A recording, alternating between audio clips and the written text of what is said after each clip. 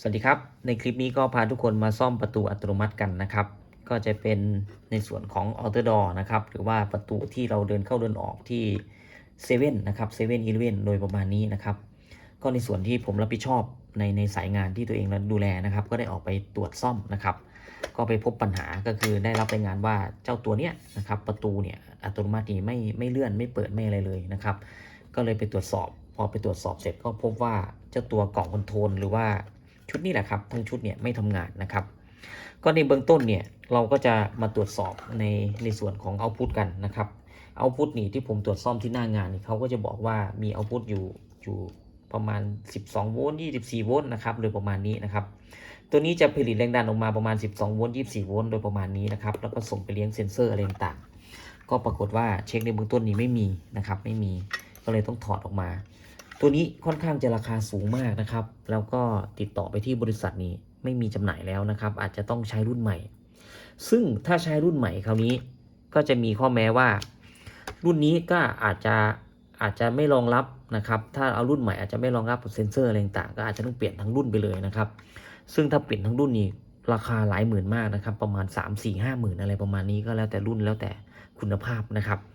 ก็ยี่ห้อนี้ก็ค่อนข้างจะแรงอยู่ราคานะครับคราวนี้เราก็จะมาทำการตรวจซ่อมดูนะครับผมก็จะทำการตรวจซ่อมในส่วนของภาคจ่ายไฟได้เท่านั้นเองนะครับในส่วนของคอนโทรลนี่ถ้ามีไฟออกมาแล้วนี่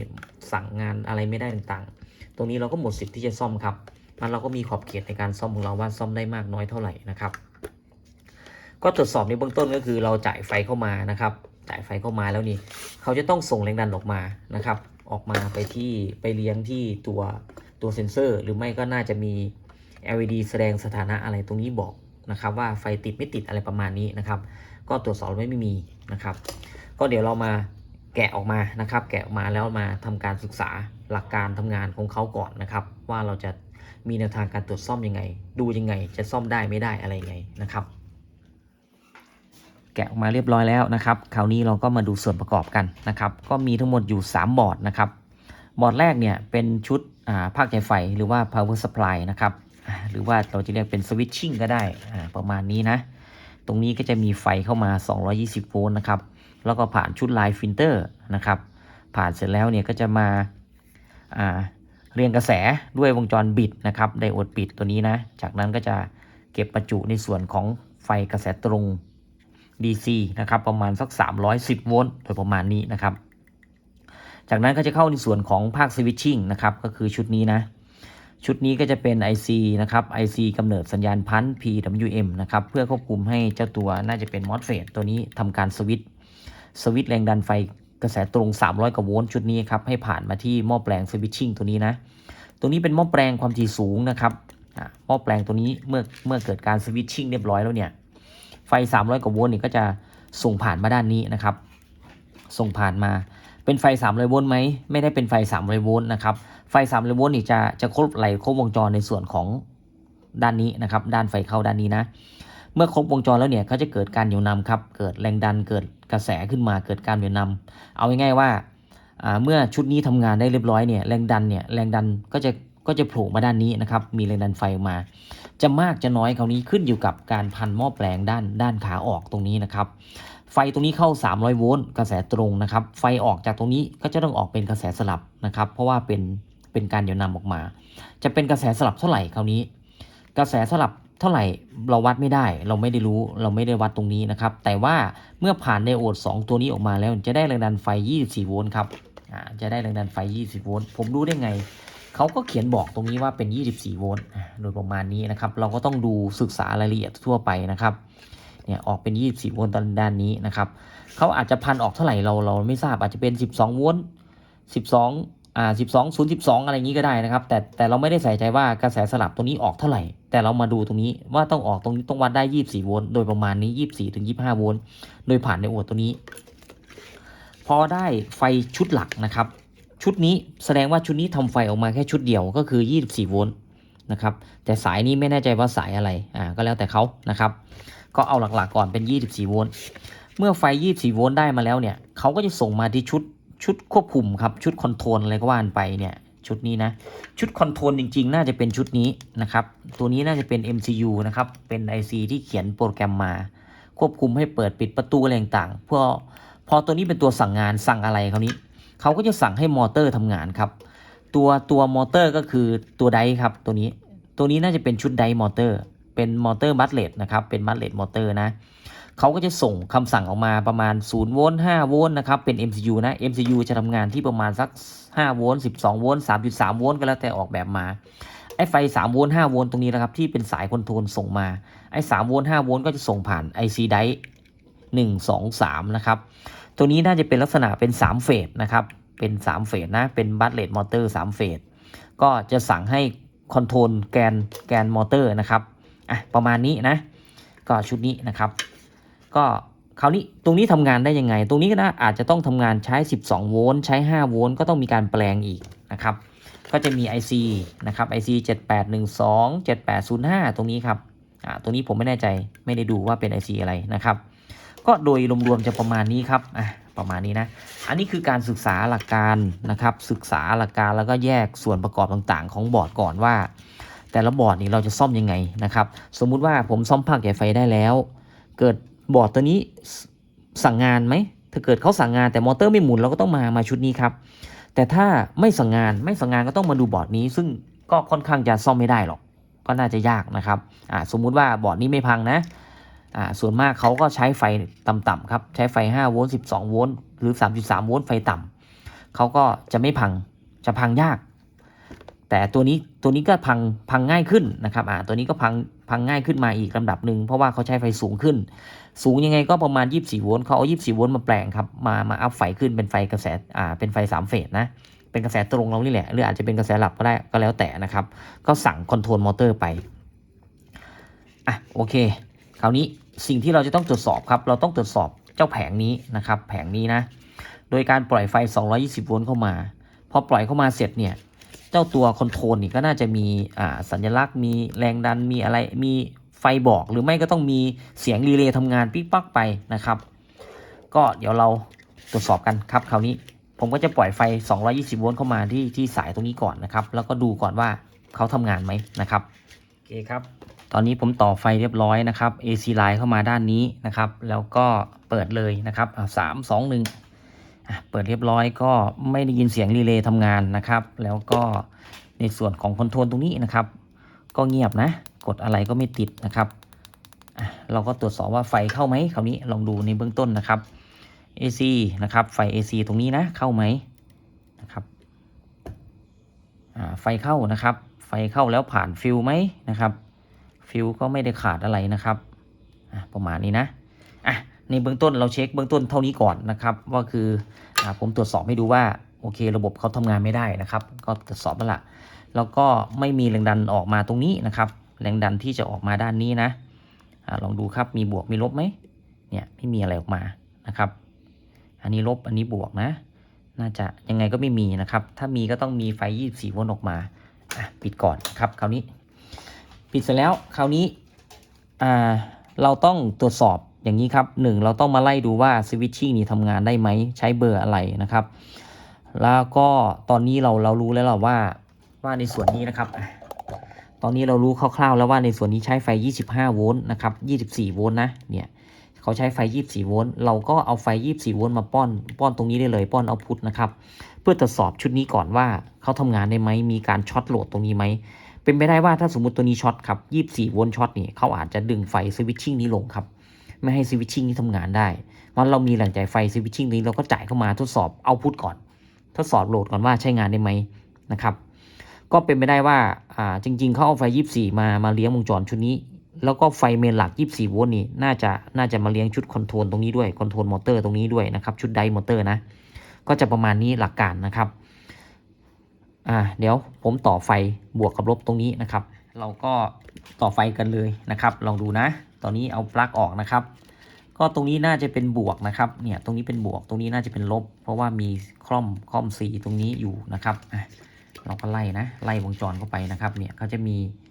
น่าจะมี2ตัวนะครับเดี๋ยวลองดูนะครับไฟเข้าไปอันนี้เป็นการเช็คเอาพุทก่อนนะครับเบื้องต้นว่าช็อตไม่ช็อตนะครับเรามีแหล่งจ่ายไฟเราก็เช็คเข้าไปถ้าเกิดเขาทำงานได้เราก็จะได้ซ่อมภาคจ่ายไฟต่อนะครับ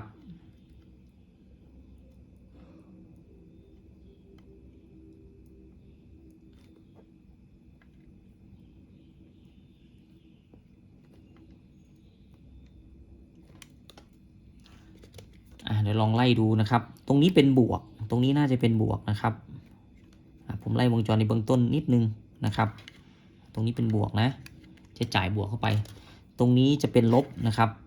ถ้าเราหาบวกหาลบไม่ได้จริงๆนะครับให้เราดูลักษณะคาปาซิเตอร์นะ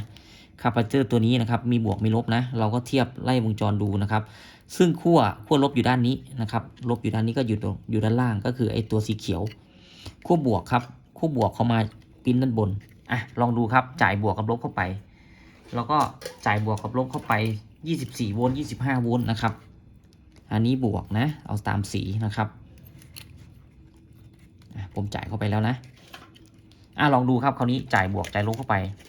เราอาจจะทดลองด้วยไฟ5โวลต์ก่อนต่ำๆได้นะครับ5โวลต์ก่อนจ่าย5โวลต์เข้ามา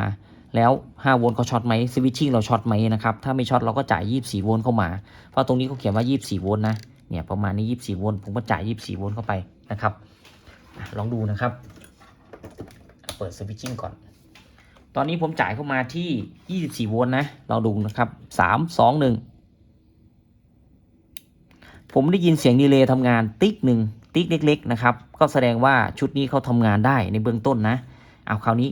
เรากดตรงนี้ดูครับเนี่ยกดแล้วมีไฟครับมีไฟ24โวลต์ชุดนี้ทำงานได้เรียบร้อยแสดงว่าในเบื้องต้นไม่ช็อตก่อนในเบื้องต้นไม่ช็อตนะไม่ช็อตนะครับ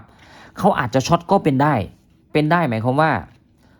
ชุดนี้จ่ายไฟเข้ามา24โวลต์ประตูยังไม่ทำงานครับมอเตอร์ยังไม่ทำงานถ้าเกิดมอเตอร์ทำงานเขาอาจจะดึงกระแสดึงโหลดลงไปให้สวิตชิ่งชุดนี้หยุดการทำงานหรือระเบิดอะไรอย่างนี้นะครับแต่ในเบื้องต้นตอนนี้ก็คือชุดนี้ไม่ทำงานนะครับชุดนี้ไม่มีไฟจ่ายออกมาเราก็เลยจ่ายจำลองเอา24โวลต์จ่ายจำลองเข้ามาในแผงนี้ยังทำงานได้ไม่สมบูรณ์ครับแต่ว่าเขารอคำสั่งละเขารอคำสั่งของเราเรียบร้อยนะครับเนี่ยมีไฟเรียบร้อยมีไฟมา24โวลต์นะครับก็ชุดนี้ต่างๆก็จะเป็นไฟ12โวลต์บอก5โวลต์อะไรต่างๆนะครับก็เท่าที่ซ่อมมาชุดพวกนี้ยังไม่ค่อยเสียนะครับชุดคอนโทรลพวกนี้นะในเบื้องต้นภาคจ่ายไฟทำงานไม่ได้แล้วก็เอาพุททำงานได้นะครับเราก็จะต้องซ่อมชุดภาคจ่ายไฟตรงนี้ว่าเกิดอะไรขึ้นทำไมเขาไม่จ่ายไฟออกมาเราจะทำการตัดโหลดออกไหมนะครับปกติเราก็จะตัดโหลดตรงนี้ออกไปก่อนซ่อมเฉพาะชุดภาคจ่ายไฟก่อนนะครับน่าจะมีเฉพาะชุดภาคจ่ายไฟแต่ว่าอีกสายหนึ่งผมไม่แน่ใจว่าเป็นสายคอนโทรลอะไรนะครับถ้าปลดออกแล้วนี่อาจจะทำงานได้หรือไม่ได้ก็ค่อยว่ากันเดี๋ยวผมจะต้องปลดโหลดตรงนี้ออกมาแล้วก็เช็คเฉพาะชุดนี้ก่อนนะครับต่อมานะครับเราก็มาพิจารณาในส่วนของสวิตชิ่งกันนะครับผมปลดโหลดตรงนี้ออกเรียบร้อยแล้วนะปลดออกไปก่อนนะครับคาดว่านะเขาไม่น่าจะมีระบบคอนโทรลอะไรนะครับพอตัวนี้ทำงานได้ก็น่าจะปล่อยไฟ24ออกมาเลยนะครับตรงนี้เขาเขียนเป็น common แล้วก็เป็นบวก24นะครับโดยประมาณนี้นะแล้วก็น่าจะมีชุดป้อนกลับอะไรอีกสักชุดหนึ่งนะครับเป็น IC ตัวนี้ไหมป้อนกลับมานะครับก็ตัวนี้ดูในเบื้องต้นก็เป็น IC UC 3846หรือ3845โดยประมาณนี้นะครับก็เป็น IC ที่เราคุ้นเคยกันอยู่ในเครื่องเชื่อมนะครับแล้วก็ตัวนี้เป็นสวิตชิ่งนะครับเป็น power MOSFET นะที่จะสวิตช์แรงดันไฟ300ให้ผ่านหม้อแปลงลงมานะครับดังนั้นนะครับหลักการซ่อมของสวิตชิ่งเนี่ยเราจะต้องถอดเจ้าตัว MOSFET ตรงนี้ออกก่อนเพื่อดูว่ามีสัญญาณพันที่ส่งมาจากขานี้ไหมน่าจะเป็นขา7นะครับส่งมาที่ขาเกตตัวนี้ไหมทำไมเขาไม่ทำงานนะครับก็ถอดออกไปก่อนนะครับเดี๋ยวเราก็ถอดออกเลยนะครับโอเคครับหลังจากที่ผมถอดเจ้าตัว power MOSFET ออกนะครับตัวเล็กๆตัวนี้เราจะเรียกเป็น power MOSFET ก็ได้นะครับก็ทำหน้าที่เป็น power switching นะครับเป็น switching หลักตรงนี้นะซึ่งวงจรทั่วไปของเขานี่ก็จะใช้ IC เบอร์นี้นะครับตัวนี้นะ UC 3842B นะครับซึ่งเราก็ดูในข้อกำหนดของเขาก่อนนะครับเราจะได้รู้ว่า IC ตัวเนี้ยใช้แรงดันขาเข้าขาออกมีขาเป็นยังไงบ้างนะครับเราก็เปิดไปเนี่ยในลักษณะนี้นะครับเขาก็จะมีทั้งหมดอยู่8ขานะครับก็ขาไฟเลี้ยงขานี้นะครับตรงนี้เราต้องตรวจเช็คนะว่าไฟเลี้ยงเนี่ยสำคัญมากว่าเข้าเท่าไหร่นะครับอันนี้เอาพุทตรงนี้ก็จะเป็น PWM นะครับเป็นพันนะอันนี้ก็กล่าวอันนี้เป็นโวลต์เรฟเฟอเรนซ์นะครับเราก็จะมีโวลต์ฟีดแบ็กแล้วก็ iSense นะครับแล้วก็ RTCT ตรงนี้กำหนดความถี่ให้กับแรงดันให้กับความถี่ตรงนี้ที่จะออกนะครับถ้าตัวนี้ไม่มีขานี้ไม่มีแรงดันไม่มีไฟเอาพุทก็ไม่ออกเหมือนกันนะครับซึ่งรายละเอียดต่างๆเนี่ยเขาก็จะบอกในส่วนของ Data Sheet ตรงนี้มาว่ามีอะไรบ้างนะครับ ก็ผมก็ไม่ได้ทราบทั้งหมดนะครับก็เราค่อยๆเปิดดูไปนะครับก็จะเป็นขาที่6นี่เอาพุทนะครับเขาบอก VCC เนี่ยเขาก็จะบอกว่าใช้แรงดันนะครับเป็นไฟบวกนะแล้วก็ volt reference เนี่ยเขาก็จะมีข้อกำหนดของเขาอยู่นะครับก็คราวนี้เราก็เปิดดูคร่าวๆนะครับตรงนี้เขาจะบอกเลย UC 3842B เนี่ยหรือว่า 3844B อะไรเงี้ยครับ UVLO นี่คือ under voltage นะครับสัญลักษณ์เขาที่เขาเขียนมาเขาบอกว่าถ้า16โวลต์นี่คือ on นะครับหมายความว่าถ้าไฟ16โวลต์ขึ้นไปนี่ IC ตัวนี้จะทำงานได้นะครับไอตัว UC แล้วก็ต่ำกว่า10โวลต์นี่ IC จะไม่ทำงานครับเพราะฉะนั้นแรงดันที่เข้า IC ตัวนี้จะต้องได้อยู่ที่ไม่ต่ำกว่า16โวลต์นะครับแล้วก็มีเบอร์ต่างๆด้วยอันนี้ 3845B อันนี้เป็น 4.8 โวลต์นะครับแล้วก็ 7.6 โวลต์เราก็ต้องดูข้อกำหนดของเขาด้วยว่าจะเป็นยังไงนะครับเพราะฉะนั้น IC ที่เราใช้ก็คือ UC 3842B ไฟที่เลี้ยงขา 7 นะครับไฟที่เลี้ยงขา 7 จะต้องได้ไม่ต่ำกว่า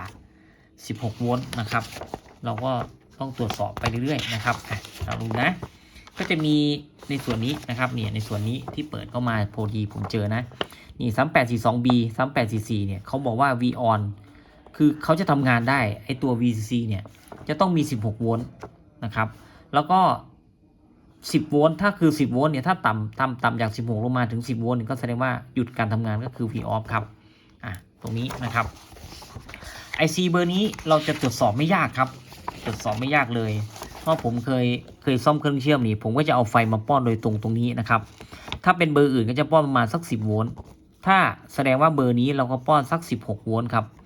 ป้อน16โวลต์เข้าไปนี่แล้วตรงนี้ต่อกราวนะแล้วเราจะรู้ว่า IC ทำงานได้ไม่ได้คือ1เราก็ดูที่ volt reference ครับตรงนี้จะต้องมีไฟ5โวลต์ครับ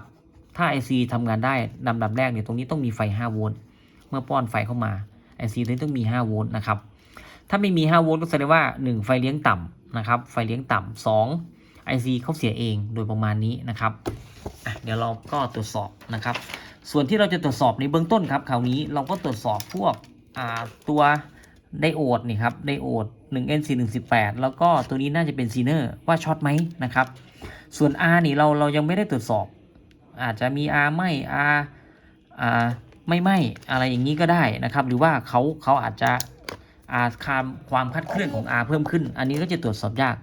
แต่สิ่งที่เราตรวจสอบได้คือเจ้าไดโอดตัวนี้ 1N4118 แล้วก็ซีเนอร์ตัวนี้ไม่รู้ว่าซีเนอร์กี่โวลต์ครับคราวนี้ลองตรวจสอบดูครับเราก็ตรวจสอบด้วยโอห์มปิดนะใช้โอห์มปิดธรรมดาเช็คธรรมดาครับเนี่ยยังมีไดโอดอยู่ 2-3 ตัวครับอันนี้เป็นพื้นฐานนะพื้นฐานว่าเราต้องตรวจสอบว่าเขาช็อตไม่ช็อตนะครับทั่วไปเท่านั้นเองเราไม่ต้องอะไรมากนะครับเนี่ยอันนี้ก็ไม่ช็อตนะไดโอดตัวนี้ครับไดโอดตัวนี้ช็อตไหม 1N4118 เนี่ยได้82โอห์มถ้าช็อตก็จะปี๊ดอย่างนี้เลยนะครับเราก็ไม่ต้องคิดอะไรมากได้82โอห์มซีเนอร์ตัวนี้ครับเราก็ดูซีเนอร์ตัวนี้เป็นยังไงบ้างซีเนอร์ตัวนี้ช็อตครับเนี่ยซีเนอร์ตัวนี้มีปัญหานะอาจจะช็อตนะครับวัด2ขั้วดูนะครับช็อตนะถ้าซีเนอร์ตัวนี้ช็อตเราก็มาดูมอสเฟตตัวนี้ด้วยว่ามอสเฟตตัวนี้ช็อตไหมนะครับเราก็ตรวจเป็นไอ้นี่ธรรมดานะครับเราอาจจะตรวจสอบเป็นโอห์มปิดธรรมดาหรือว่าเป็นไดโอดก็ได้ซีเนอร์ไดโอดตัวมอสเฟตนี่ขา2กับขา3จะวัดขึ้นข้างไม่ขึ้นข้างก็จะเหมือนไดโอดตัวหนึ่งนะครับปิกเท่านั้นเองเนี่ยปิกแล้วนะ 0.4 ด้านนี้จะต้องไม่ปิกครับจะต้องเงียบๆไปไม่เป็นไรครับตัวนี้ไม่เป็นไรนะตัวนี้ไม่เสียอาจจะซีเนอร์ไดโอดช็อตนะครับช็อตแล้วทำให้สัญญาณนี่ถูกดึงลงกราวไปเพราะว่าขาที่7เนี่ยเป็นขาเอาพุทนะขานี้ครับขานี้เอาพุทนะลองดูนะขาที่7เนี่ยเขาจะต่อมาที่ตัวต้านทานนะครับเราไล่จากนี้ก็ได้ตัวนี้เราเนี่ยครับตัวนี้ช็อตขาเกตเนี่ยสัญญาณถูกดึงลงกราวนะครับเนี่ยขา7เขาจะส่งมาที่เนี่ยที่ R ตัวนี้ที่แถวนี้แหละครับเขาวิ่งมาแถวนี้นะเนี่ยวิ่งมาแถวนี้ R ตัวนี้ก็เข้ามาที่ขา7นะครับขา7ตัวนี้นะเนี่ยขา7ครับก็อาจจะทำให้สัญญาณถูกดึงลงกราวไปเพราะฉะนั้นเราเอาซีเนอร์ตัวนี้ออกดูก่อนจะเป็นยังไงนะครับก็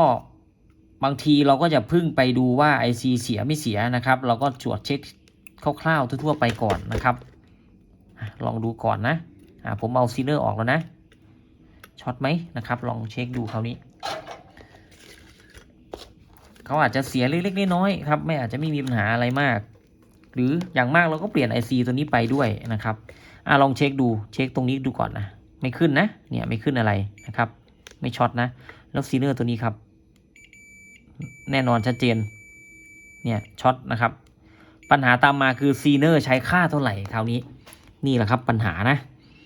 ผมไม่แน่ใจนะถ้าเป็นเครื่องเชื่อมซีเนอร์จะใช้ประมาณ20โวลต์ผมคงเดาๆเอาเครื่องเชื่อมไปก่อน20โวลต์นะครับประมาณนี้นะคราวนี้เสร็จแล้วตัวช็อตไม่มีแล้วประเด็นต่อมาครับถ้าผมซ่อมเครื่องเชื่อมนะถ้าเป็นตระกูลนี้ผมจะปล่อยไฟเข้ามาครับเรามีวิธีการเช็คนะเรามีวิธีการเช็คผมจะปล่อยไฟเข้ามาเท่ากับ16โวลต์นะตรงนี้16โวลต์ครับ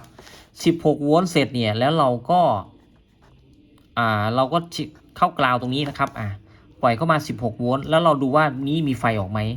ดีไม่ดีครับถ้า IC ตัวนี้ทำงานได้เอาพุทเขาจะส่งออกมาเลยครับส่งมากี่โวลต์ก็ว่ากันไปเราก็ใช้ออสซิลโสโคปจับสัญญาณหรือไม่ก็ใช้มิเตอร์ดูนะครับว่าจะเป็นยังไงนะลองดูครับเดี๋ยวผมเตรียมเครื่องมือแป๊บหนึ่งมาลองดูกันนะครับผมจะใช้ไฟ16โวลต์ต่อเข้าตรงนี้นะครับเข้าที่ขา7โดยตรงตรงนี้นะประมาณนี้นะตรงนี้เป็นกราวนะครับเราก็ต้องแม่นในเรื่องของตัววงจรนิดนึงนะครับตรงนี้ถามว่าจะใช้วิธีการจ่ายไฟตรงเลยได้ไหมได้ครับแต่ว่าผมพยายามหาเทคนิควิธีการที่ปลอดภัยแล้วก็ใช้ได้ผลนะครับเราก็หาเทคนิควิธีการซ่อมใหม่ๆด้วยนะครับลองดูคราวนี้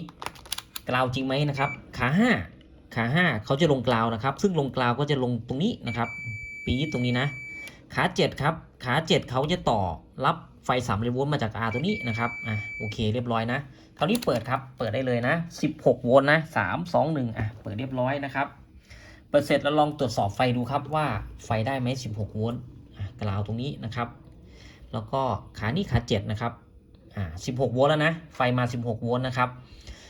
ถ้า IC ทำงานนะครับในเบื้องต้นนะถ้า IC ทำงานขา8ตรงนี้ต้องมีแรงดันไฟประมาณ5โวลต์เนี่ย IC ได้ทำงานแล้วครับถ้า IC ทำงานไม่ได้ก็แสดงว่า IC อาจจะเสียนะครับหรืออาจจะมีตัวช็อตอยู่แต่ในเบื้องต้นส่วนมากถ้าไม่ได้5โวลต์ตรงนี้ IC ก็จะเสียครับจากนั้นนะครับขา6จะต้องมีพันออกต้องมีแรงดันนี่ครับมีแรงดันประมาณ14โวลต์แต่ไม่ได้เป็นลักษณะเป็นพันนะเพราะว่าเราอาจจะเอาแสตรงเข้าป้อนลักษณะนี้นะครับลักษณะนี้พันออกครับพันออกเรียบร้อยแล้วนะน่าจะมาถึงขาเกตตรงนี้ด้วยซ้ำนะครับเนี่ยประมาณ14โวลต์ IC ทำงานได้ครับ IC ไม่เสียนะพวกนี้ก็จะเป็นค่าตัวนี้จะเป็นขา RT นะครับอันนี้จะเป็นฟีดแบ็กต่างๆเราก็ต้องตรวจสอบในส่วนของตัว IC นะครับตอนนี้คิดว่า IC น่าจะทำงานได้นะครับอย่างนี้นะเดี๋ยวเราดูเอกสารหน่อยนะครับผมป้อนไฟเข้ามาตรงนี้นะเนี่ยป้อนเข้ามาตรงนี้16โวลต์แล้วก็กล่าวมีแรงดันออกเรียบร้อยตรงนี้ก็มีแรงดันขึ้นมาประมาณ 2-3 โวลต์แสดงว่าขา CT/RT ทำงานได้เอาพุทออกครับเอาพุทออก14โวลต์นะครับลองดูใช้ออสซิลโสโคปครับคราวนี้จับสัญญาณดูจะเป็นยังไงเลือกมาที่สโคปนะครับกาวนะกาวก็ใช้แหล่งจ่ายตรงนี้เลยนะครับเราลองจับดูครับที่ขาเกตนะขาเกตตรงนี้มีไหมกดออโต้ดูนะครับออโต้จะเป็นยังไงจะได้ไหมมีพันนะครับนี่มีพันนะนี่คือพันของเขาโอ้ใหญ่มากนะครับพันใหญ่นะครับผมเพิ่มเข้าไปเนี่ยครับมีพันออกแล้วแสดงว่า IC ตัวนี้ไม่เสียครับเนี่ยลักษณะนี้นะมีพันออกอันนี้คือสัญญาณพันของเขานะครับประมาณ60กว่ากิโลนะครับขานี้เป็นขา CT/RT จะลักษณะจะเป็นสัญญาณฟันเลื่อยถ้าผมจำไม่ผิดใช่เลยนะครับนี่เลยนะสัญญาณฟันเลื่อยนะครับเนี่ยประมาณนี้นะนี่ครับโอเค IC ทำงานได้เรียบร้อยครับเสียตัวเดียวเสียซีเนอร์นะครับเราเช็คด้วยวิธีการจ่ายไฟเลยครับคราวนี้ซีเนอร์ตัวนี้ผมยังไม่ใส่นะเราวัดพันตรงนี้ดูครับต่อมาผมจะจ่ายไฟ300กว่าโวลต์เข้ามาด้านนี้เลยนะครับลองดูนะปิดสวิตช์ก่อนนะครับ คราวนี้ของจริงแล้วต้องอันตรายขึ้นมานิดนึงนะครับจะเป็นไงครับคราวนี้เปิดนะครับ3 2 1เปิดเรียบร้อยนะเปิดเสร็จลองวัดแรงดันดูครับคราวนี้เมื่อกี้ผมวัดได้ประมาณ10 กว่าโวลต์นะ10 กว่าโวลต์14 โวลต์ใช่ไหมที่ขาเกจตรงนี้นะครับตอนนี้ได้เท่าไหร่ตอนนี้เป็นพันครับเนี่ยเป็นพันนะประมาณ5-6 โวลต์นะครับเนี่ยลักษณะนี้นะอันนี้ของแท้เลยนะครับถ้าเราจ่ายกระแสตรงเข้าไปนิ่งๆเนี่ยก็จะออกประมาณเท่านั้น10 กว่าโวลต์นะครับก็จะมีการทดสอบแล้วก็ทดสอบไปนะครับประมาณนี้นะเนี่ยพันครับทำงานได้แล้วเรียบร้อยไฟเข้าตรงนี้เท่าไหร่ไฟเลี้ยง IC ตรงนี้อยู่ที่ประมาณ14-15 โวลต์ที่ผมบอกว่าอย่างน้อยต้อง16 โวลต์ก็คือมันเป็นแรงดันสตาร์ทครับตอนนี้เขาสตาร์ทมาครับแล้วขานี้มีไฟไหมขานี้ก็มีไฟขึ้นลงตามแรงดันจังหวะการสตาร์ทนะครับตอนนี้ไฟยังไม่นิ่งเพราะว่าเขาสตาร์ทมารอบแรกสตาร์ทเสร็จ IC ก็ส่งสัญญาณไปส่งสัญญาณมาให้ที่มอสเฟตครับมอสเฟตไม่มีครับพอมอสเฟตไม่มีก็ทำงานต่อไม่ได้เท่านั้นเองก็จะหยุดแล้วก็สตาร์ทหยุดแล้วก็สตาร์ทนะครับแล้วดูไฟที่ขาเดนนะครับไฟได้เท่าไหร่ไฟเข้า320นะครับนี่เลยนะ320สัญญาณพันเป็นไงครับคราวนี้สัญญาณพันเดี๋ยววัดยากมากนะครับแป๊บหนึ่งนะต้องต่อตัวนี้หน่อยตรงนี้คือกราวนะครับอันนี้ไฟจริงแล้วนะดูสัญญาณพันครับปึ๊ดเข้าไปเนี่ยสัญญาณพันนะผมกดออโต้นะครับจะเป็นยังไงนี่คือสัญญาณพันของออสซิลโสโคปตัวใหญ่นะครับประมาณ7 กิโลเฮิรตซ์นะครับก็จะขึ้นลงนี้ถึงว่าไอตัวเล็กจับไม่ได้ครับเพราะว่าเขาออโต้ไม่ทันโอเคนะครับมาต่อกันนะครับหลังจากที่ผมทำการติดตั้งเจ้าตัวซีเนอร์ไดโอดเข้าไปนะครับก็คือตัวนี้นะจริงๆผมจะใช้20 โวลต์นะครับแต่ว่าหา20 โวลต์ไม่ได้ซีเนอร์18 โวลต์ก็น่าจะประมาณนี้แหละโอเคนะครับ18 โวลต์20 โวลต์นะแล้วก็ใส่เจ้าตัวมอสเฟตเข้าไปนะครับก็คราวนี้เราก็มาลองทดสอบกันดูครับว่าจะเป็นยังไงก็เปิดปั๊บแล้วหลอดไฟผมติดแดงเลยก็คือตัวนี้อาจจะช็อตหรือว่าตัวนี้อาจจะขาดไปด้วยนะครับถ้าเปิดแล้วเงียบๆอยู่แล้วก็มาเช็คเอาพุทด้านนี้ดูนะครับลองดูนะก็ถอยห่างๆหน่อยนะครับลองวัดเลยนะครับอันนี้เป็นไฟ24นะอันนี้คอมมอนน่าจะเป็นลบนะครับ